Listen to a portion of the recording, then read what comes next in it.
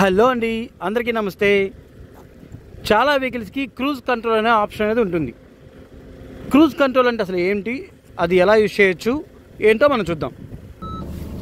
ఇదిగో చూసారా, మనది హోండా సిటీ అండి. ఈ వెహికల్కి అయితే క్రూజ్ కంట్రోల్ ఆప్షన్ ఉంది.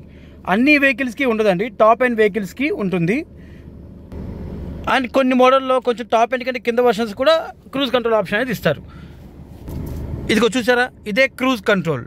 ఏ వెహికల్కైనా క్రూజ్ కంట్రోల్ ఉంటే ఇలా ఉంటుందండి. ఈ క్రూజ్ కంట్రోల్ ఎలా పనిచేస్తుందంటే, మనం లాంగ్ డ్రైవ్స్ కానీ కొంచెం హైవే మీద అంటే ఎదురు ఎటువంటి ట్రాఫిక్ లేకుండా మనం రన్నింగ్లో వెళ్ళిపోయేటప్పుడు కంటిన్యూస్గా మనం యాక్సిలేటర్, మన కాల్ యూస్ చేసి కంటిన్యూస్గా మనం యాక్సిలేటర్ అనేది ఇవ్వకుండా ఏ ఒక స్పీడ్లో మనం వెళ్తూ ఆ స్పీడ్లో లాక్ చేసుకోవచ్చు. లాక్ చేసుకున్న తర్వాత మీకు మళ్ళీ స్పీడ్ పెంచాలన్నా కూడా ఇక్కడ ప్లస్ అనేది ఉంటుంది చూడండి. ఈ ప్లస్ ద్వారా మనం పెంచుకోవచ్చు యాక్సిలేటర్ లాగే, అండ్ ఈ మైనస్ ద్వారా తగ్గించుకోవచ్చు సేమ్ యాక్సిలేటర్ లాగే.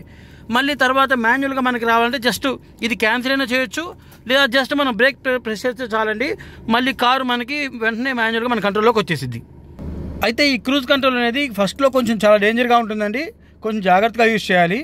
అండ్ అలవాటు అయితే మాత్రం చాలా హ్యాపీగా ఉంటుంది. మన కాళ్ళు కంటిన్యూగా యాక్సిలేటర్ ఇచ్చే పని లేకుండా కొంచెం రెస్ట్ తీసుకోవచ్చు. ఈ ఆప్షన్ అయితే చాలా బాగుంటుంది. దీనివల్ల మీకు ఒకటి కాలు నొప్పులే కాకుండా రెండోది మైలేజ్ కూడా బాగా వస్తుంది. ఎందుకంటే మనం కంటిన్యూగా యాక్సిలేటర్ ఇస్తూ తగ్గిస్తూ అలా చేయం కదా, ఒకే స్పీడ్లో వెళ్ళిపోతూ ఉంటాం. సో అందువల్ల మైలేజ్ కూడా బాగా వస్తుంది వెహికల్కి అనేది. అయితే చాలా జాగ్రత్తగా యూజ్ చేయాలండి, కొంచెం చూసుకొని డ్రైవ్ చేయాలి అది. ఓకే అండి, ఈ వీడియో మీకు నచ్చితే లైక్ చేసి సబ్స్క్రైబ్ చేయండి. Thank you.